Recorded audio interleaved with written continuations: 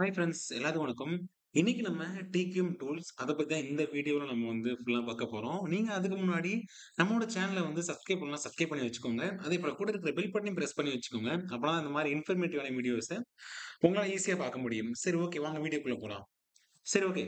இப்போ டிக்யூஎம். நம்ம டிக்யூஎம் பத்தி பார்த்தீங்க அப்படின்னா, நெறைய வீடியோஸ் நம்ம போட்டுருக்கோம். அரவுண்ட் பார்த்தீங்க அப்படின்னா, ஒரு 3 வீடியோஸ் போட்டுருக்கோம். அதுல பாருங்க, உங்களுக்கு நெறைய இன்ஃபர்மேஷன் கிடைக்கும்.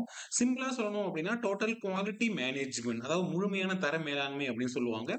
அதுல ஒரு சில டூல்ஸ் எல்லாமே இருக்கு. இந்த டூல்ஸ் எல்லாமே நம்ம ஃபாலோ பண்ணணும் அப்படின்னா, நம்ம ஒரு எஃபெக்டிவா டிக்யூஎம் நம்மளால இம்ப்ளிமெண்ட் பண்ண முடியும். ஓகே.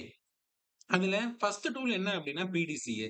பிடிசிஏன்னா என்ன? பிளான், டூ, செக், ஆக்ட் அப்டின்னு சொல்லுவாங்க. அதாவது ஒரு சிம்பிளா சொல்லணும் அப்டின்னு வச்சுக்கோங்களேன், எத பண்ணாலும் பிளான் பண்ணி பண்ணணும். அந்த மாரி தான் சேம் லைக் தட். அதாவது ஃபர்ஸ்ட் ஒன் பாத்தீங்கன்னா நம்ம பிளான் பண்ணணும்.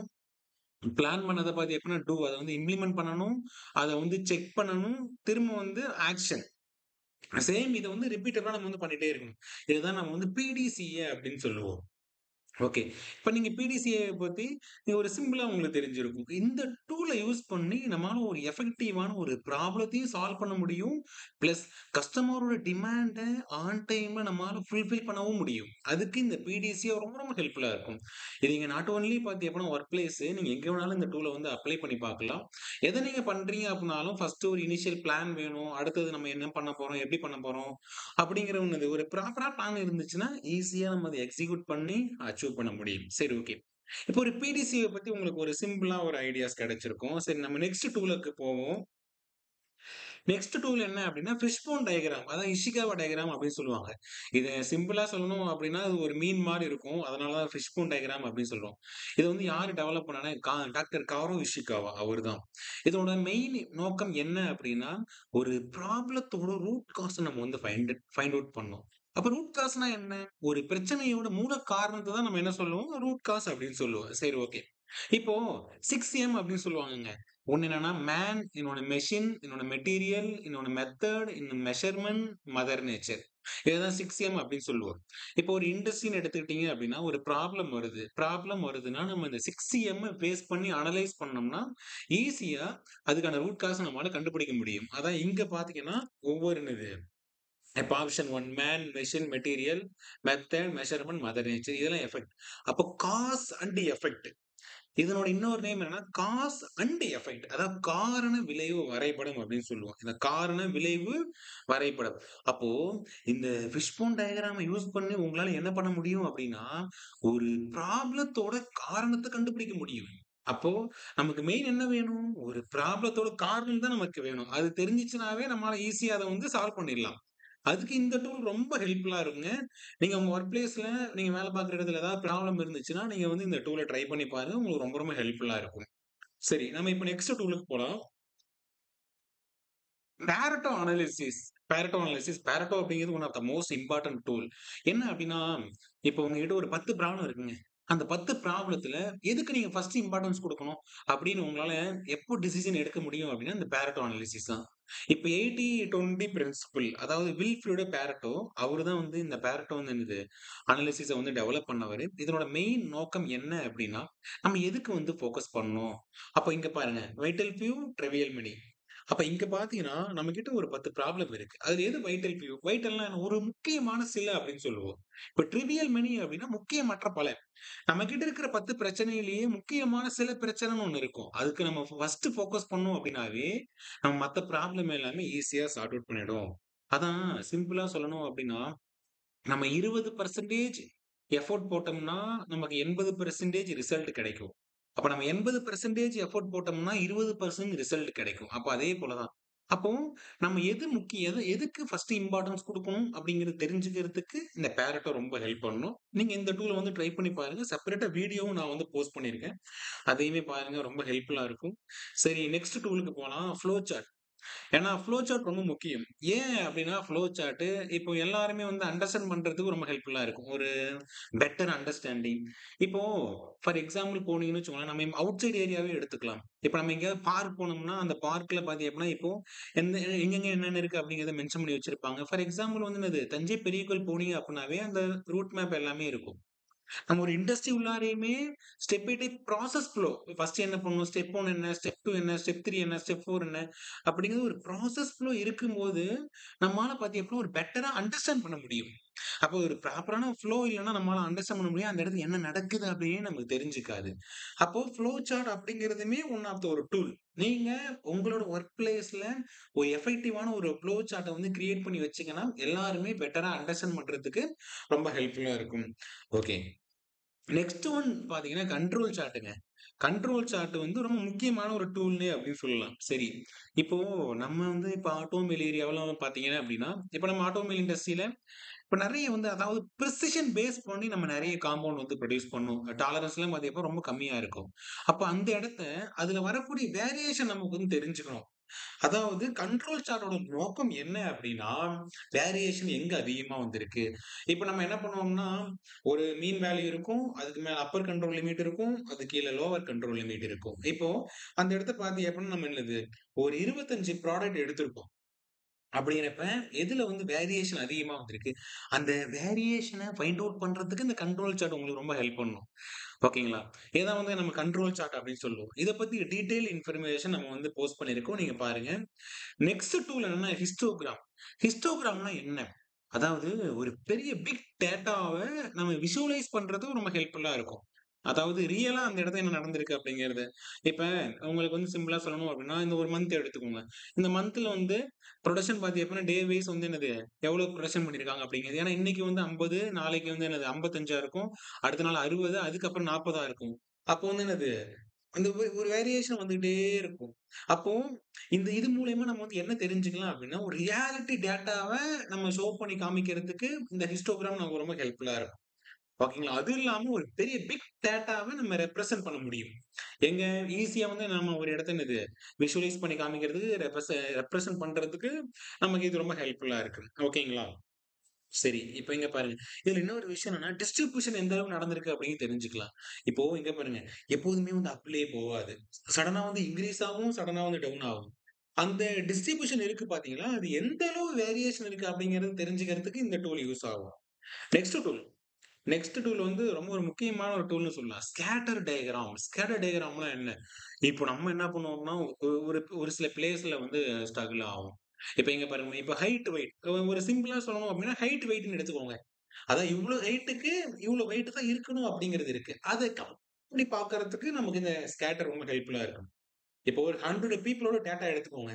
டேட்டா எடுத்து இதுல வந்து பிளாட் பண்ணி பார்த்தீங்க அப்டின்னா, இப்போ எந்த பீப்பிள் இப்போ ஒரு சில பேர் வந்து 50 கிலோ இருப்பாங்க. அப்போ அவரோட பார்த்தீங்க அப்டின்னா, அந்த ஹைட் பார்த்தீங்க அப்டின்னா 7 அடி இருப்பாங்க. அப்போ அந்த இடத்துல எந்த அளவு பார்த்தீங்க அப்டின்னா, ரிலேஷன்ஷிப் எந்த எஃபெக்டிவா இருக்கு அப்டிங்கிறத நம்ம தெரிஞ்சுக்கலாம். இப்போ இந்த ஸ்கேட்டர பொறுத்தளவு நமக்கு பார்த்தீங்க அப்டின்னா, எப்படி இருக்கணும் அப்டின்னா, ஒரு ப்ராக்ரஸ் இன்கிரீஸ் ஆயிட்டே இருக்கணும். சொல்லுவோம். இப்ப சடனா பார்த்தீங்க அப்டின்னா, இன்கிரீஸ் ஆயி டவுன் ஆனுச்சுன்னா, அந்த இடத்துல ஏதோ ஒரு ப்ராப்ளம் இருக்கு அப்டிங்கிறத நம்ம வந்து தெரிஞ்சுக்கலாம். ஓகேங்களா? சரி. நெக்ஸ்ட் டூல் என்ன அப்டின்னா, செக் ஷீட். செக் ஷீட் வந்து ஒரு முக்கியமான டூல்னே சொல்லணும். ஏன் அப்டின்னா, ஒரு டேட்டாவ கலெக்ட் பண்ணி அனலைஸ் பண்றதுக்கு செக் ஷீட் தான் ரொம்ப ஹெல்ப்ஃபுல்லா இருக்கு. செக் ஷீட் இல்லாம நம்மளால பார்த்தீங்க அப்டின்னா, ஒண்ணுமே பண்ண முடியாது. ஒரு ப்ராப்ளத்த நீங்க வந்து அனலைஸ் பண்ணி எடுத்துக்கிட்டீங்க அப்டின்னாவே, செக் ஷீட் தான். இப்போ உங்களோட வொர்க் பிளேஸ்ல இப்போ ஒரு மெஷின் இருக்கு. மெஷின்ல ஜிஹெச் செக் லிஸ்ட் வச்சிருப்போம். அந்த ஜிஹெச் எதுக்கு யூஸ் ஆகும்? அந்த மெஷின் பார்த்தீங்க அப்டின்னா, மெஷின்ல இருக்கிற எல்லா பார்ட்ஸுமே ப்ராப்பரா ஃபங்ஷன் ஆகுதா இல்லையா? ஏதாவது ப்ராப்ளம் இருக்கா? அப்படிங்கிறத நம்ம தெரிஞ்சுக்கிறதுக்கு நம்ம செக் ஷீட் யூஸ் ஆகும். அப்ப செக் ஷீட்டோட மெயின் இம்பாக்ட் என்ன? சிஸ்டமேட்டிக்கா ஒரு டேட்டாவ அதுல ரெக்கார்ட் பண்ணி வச்சிருப்போம். அந்த டேட்டாவ நம்ம எடுத்து கலெக்ட் பண்ணிட்டு, ஒரு ப்ராப்ளத்த அனலைஸ் பண்ணி நம்ம சால்வ் பண்றதுக்கு இந்த செக் ஷீட் ரொம்ப நமக்கு ரொம்ப ஹெல்ப்ஃபுல்லா இருக்கும். ஓகேங்களா? இதான் வந்து செக் ஷீட்டோட நோக்கம்னு சொல்லலாம். சரி, இப்ப நம்ம நெக்ஸ்ட் டூலுக்கு போலாம். அடுத்த டூல் பார்த்தீங்கன்னா, RCA. Root cause analysis. இது ரொம்ப முக்கியமான ஒரு டூலுங்க. Fundamental cause of problem. அதாவது ஒரு ப்ராப்ளத்தோட ஃபண்டமெண்டல் காரணம் என்ன? எல்லா ப்ராப்ளத்துக்கும் ஒரு பேசிக்கான ஒரு காசஸ்ன்னு சொல்லிட்டு ஒண்ணு இருக்கும். ஒரு காரணம். அப்போ அது என்ன அப்படிங்கிறத நம்ம வந்து கண்டுபிடிக்கணும். இப்ப இந்த இமேஜ்ல பாருங்களேன். இது வந்து சிம்ப்டோம். ரூட் காஸ் நெறைய ப்ராப்ளம் இருக்கும். அப்ப அனலைசிஸ். இப்ப நம்ம ஒரு ட்ரீய பார்த்தோம் அப்படின்னாவே, அந்த ட்ரீல மேல வந்து இப்போ இலை எல்லாமே லீஃப் எல்லாமே பார்த்தீங்க அப்படின்னா, மேபி கலர் சேஞ்ச் ஆயிருந்துச்சுன்னா, அப்ப ஏதோ ஒரு ப்ராப்ளம் இருக்கு. அதெல்லாம் வந்து சிம்ப்டம். அப்ப நம்ம அனலைஸ் பண்ணணும். அப்ப அந்த ரூட் காஸ் அப்படிங்கிறது நம்ம கண்ணுக்கு தெரியாம இருக்கும். அப்ப அத நம்ம 5 ஒய் யூஸ் பண்ணலாம். ஃபிஷ் போன் டயகிராம் யூஸ் பண்ணலாம். இதெல்லாம் யூஸ் பண்ணி நம்ம அத அனலைஸ் பண்ணி நம்ம கண்டுபிடிக்கணும் ரூட் காஸ். அந்த பிரச்சனையோட மூல காரணம் என்ன? நீங்க இன்னொரு விஷயம் சொல்லணும் அப்டின்னா, நீங்க ஒய் ஒய் அப்டின்னு சொல்லிட்டு ஒரு 5 டைம் நீங்க வந்து கேட்டீங்க அப்டினாவே, ஃபைனலா அதுக்கான சொல்யூஷன் கிடைச்சிரும். நீங்க வேணா ட்ரை பண்ணி பாருங்களேன். ஏதாவது ஒரு சிம்பிள் பிரச்சனைக்கு 5 ஒய் ட்ரை பண்ணி பாருங்க. உங்களுக்கான பாத்தீங்க அப்டின்னா, இந்த பிரச்சனைக்கான மூல காரணம் கிடைச்சிரும். ஓகே. நெக்ஸ்ட் டூல் என்ன பெஞ்ச் மார்க்கிங். ஏன்னா, பெஞ்ச் மார்க்கிங் ரொம்ப முக்கியம். பெஞ்ச் மார்க்கிங்னா என்ன? இப்போ நான் வந்து என்னது, இப்ப என்னோட வொர்க் பிளேஸ்ல, என்னோட இண்டஸ்ட்ரில நான் பெஸ்ட்டா ஒரு விஷயம் பண்ணியிருப்பேன். நான் வொர்க் பண்ற ஏரியாஸ்ல. அதே இத எல்லாத்துக்குமே சஜெஸ்ட் பண்ணி மத்த இடத்துலயுமே வந்து இம்ப்ளிமெண்ட் பண்றது. ஒரு பெஸ்ட் பிராக்டிஸ் இருந்துச்சுன்னா, அத ஃபாலோ பண்ண வைக்கிறது. அததான் வந்து நம்ம பெஞ்ச் மார்க்கிங் அப்படின்னு சொல்லுவோம். அது நம்ம ரொம்ப ஹெல்ப்ஃபுல்லா இருக்கும். ஏன்னா, ஒரு நல்ல விஷயத்த நம்ம என்ன பண்ணலாம்னா, இது நம்ம கண்டிப்பா ஃபாலோ பண்ணலாம். ஏன்னா, அவங்க பெட்டரா பண்றாங்க. அதனால ரிசல்ட் கிடைக்குது.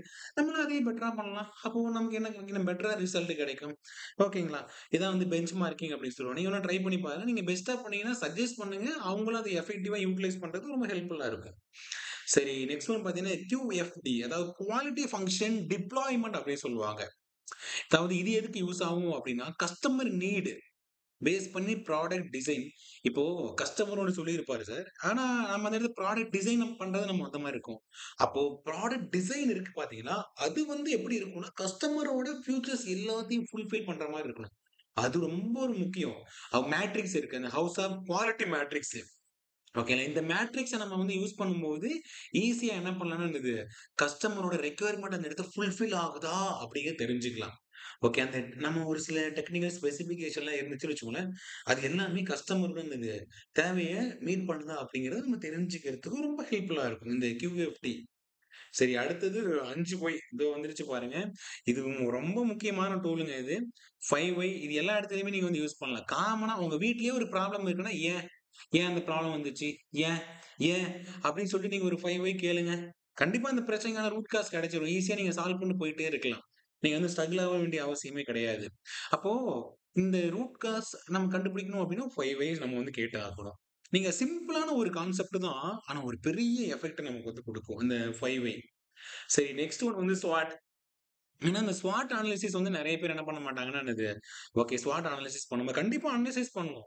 ஏன்னா, இன்டர்னல் அண்ட் எக்ஸ்டர்னல் ஃபேக்டர்ஸும் வந்து என்னது நம்மள வந்து அஃபெக்ட் பண்ணும்.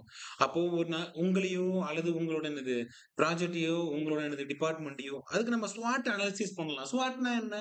எஸ்னா வந்து ஸ்ட்ரென்த். டபிள்யூனா என்ன? வீக்னஸ். ஓனா என்ன? ஆப்பர்ச்சுனிட்டீஸ். டீனா என்ன? த்ரெட்ஸ். இப்ப நம்மளோட ஸ்ட்ரென்த் என்ன? நம்மோட வீக்னஸ் என்ன? நம்மோட ஆப்பர்ச்சுனிட்டீஸ் என்ன? நம்மோட த்ரெட்ஸ் என்ன? இத நம்ம வந்து ஃபைண்ட் அவுட் பண்ணணும். இத நம்ம வந்து ஃபைண்ட் அவுட் பண்ணிட்டு, நம்ம அத பேஸ் பண்ணி நம்ம அடுத்த லெவல் கொண்டு நம்ம டெவலப் ஆகுறதுக்கு நமக்கு இது ரொம்ப ஹெல்ப்ஃபுல்லா இருக்கு. இந்த ஸ்வாட் அனாலிசிஸ் அப்படிங்கிற ஒரு டூல். இந்த டூல வந்து நீங்க யூட்டிலைஸ் பண்ணுங்க. ஓகே. நெக்ஸ்ட் ஒன் பாத்தீங்க எப்படி எம்ப்ளாயி இன்வால்வ்மென்ட் அப்படின்னு சொல்லி டூல் இருக்கு. ஏன்னா எம்ப்ளாயி இன்வால்வ்மென்ட் ரொம்ப முக்கியம். ஏன்னா, எல்லாருமே ஒரு டீம்ன்னு இருந்தா பாத்தீங்க அப்டின்னா, எல்லாருமே இன்வால்வ் ஆகலாம். அதாவது இப்போ ஒரு டீம்ல வந்து நீங்க மட்டுமே இன்வால்வ் ஆகுறீங்க. மத்த யாருமே இன்வால்வ் ஆகல. அப்ப பாத்தீங்க அப்டின்னா, அது ஒரு பெட்டரான எம்ப்ளாயி இன்வால்வ்மென்ட்டே கிடையாது. அப்ப எம்ப்ளாயி எல்லாருமே இன்வால்வ் ஆக ஆரம்பிக்கும்போது, நெறைய ஐடியாஸ் வருங்க. அந்த ஐடியாஸ நம்மால என்ன பண்ண முடியும்னா, எக்ஸிக்யூட் பண்ண முடியும். ஒரு ஸ்மால் ஐடியாஸ் பாத்தீங்க அப்டின்னா, ஒரு பிக் இம்பாக்ட் கிரியேட் பண்ணும். அப்ப பாத்தீங்க அப்டின்னா, எம்ப்ளாயீஸ் எல்லாருமே பாத்தீங்க அப்டின்னா, பார்ட்டிசிபேட் பண்ணணும், ஓனர்ஷிப் எடுத்துக்கிடணும், இன்வால்வ் ஆகணும். That is a team. Together is everyone achieves மோர்ன்னு சொல்லுவாங்கல்ல. அதே போல தான். சரி. நெக்ஸ்ட் ஒன் பாத்தீங்கன்னா, SPC. எஸ்பிஎஸ்னா என்ன? Statistical process control. Statistical process control அப்படின்னா ஸ்டாட்டிஸ்டிக்கல் அப்படின்னா என்னது? ஒரு நியூமெரிக்கல் டேட்டாவ வச்சு அந்த ப்ராசஸ்ல எவ்வளவு வேரியேஷன் வருது அப்படிங்கிறத நம்ம தெரிஞ்சுக்கலாம். Same like that control chart தான். அத நம்ம எஸ்பிசி அப்படின்னு சொல்லுவோம். அந்த ப்ராசஸோட கேப்பபிலிட்டி என்ன அப்படிங்கிறத நம்ம தெரிஞ்சுக்கிறதுக்கு இந்த எஸ்பிசி நமக்கு ரொம்ப ஹெல்ப்ஃபுல்லா இருக்கும். ஓகேங்களா? Next one. ஓகே. இப்ப நம்ம இந்த டூல் இதாங்க டிக்யூமோட ஒரு டூல்ஸ். இந்த வீடியோல உங்களுக்கு நெறைய வந்து இன்ஃபர்மேஷன் கிடைச்சிருக்கும்னு நம்புறேன். இந்த டூல்ஸ் எல்லாமே நான் வந்து என்னது செப்பரேட்டா வீடியோஸ் போஸ்ட் பண்ணியிருக்கேன். இதுல ஏதாவது டூல்ஸ பத்தி நீங்க டீட்டெயிலா வேணும் அப்படின்னு நீங்க நினைச்சீங்கன்னா, கீழ வந்து கமெண்ட் பண்ணுங்க. நான் உங்களுக்கு வந்து ஷேர் பண்றேன். இந்த வீடியோஸ் எப்படி இருந்துச்சு அப்படின்னு சொல்லி கீழ வந்து மறக்காம கமெண்ட் பண்ணுங்க. இந்த வீடியோஸ் புடிச்சிருந்தா அப்ப உங்க ஃபிரெண்ட்ஸ் எல்லாத்துக்குமே ஷேர் பண்ணுங்க. இதே போல நெக்ஸ்ட் ஒரு இன்ட்ரஸ்டிங்கான வீடியோட நம்ம அடுத்த மீட் பண்ணுவோம். பை.